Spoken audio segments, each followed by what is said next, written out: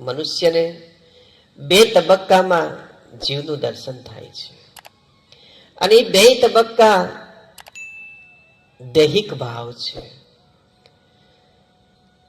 સાંસારિક ભાવ છે.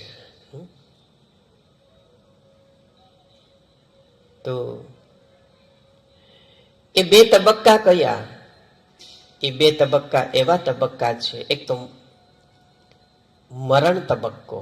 કેવો? જ્યારે મનુષ્યનું મરણ થાય ને ત્યારે એને જીવનું ભાન થાય છે. અંત ક્ષણે એ જીવનું એને ભાન થાય છે. પણ ત્યારે એ જે ક્ષણ એની હોય છે, મનુષ્ય માટે એક મોટામાં મોટી સારામાં સારી એક ક્ષણ છે, એ છે મૃત્યુની ક્ષણ. એ ક્ષણને જોવા માટે જ સતગુરુની ઓળખ કરવાની હોય છે.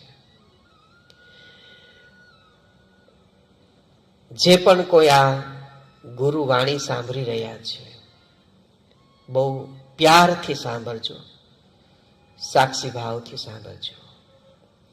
એક સંતની ક્ષણ નહીં ભૂલવાની, એક સંતની ક્ષણ નહીં ભૂલવાની અને એક મૃત્યુની ક્ષણ નહીં ભૂલવાની.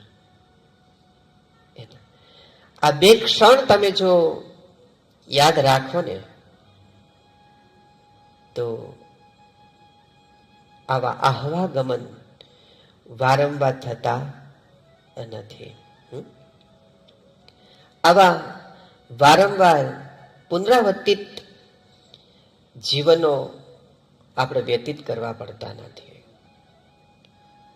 જીવની અંતિમ દશા, જીવની અંતિમ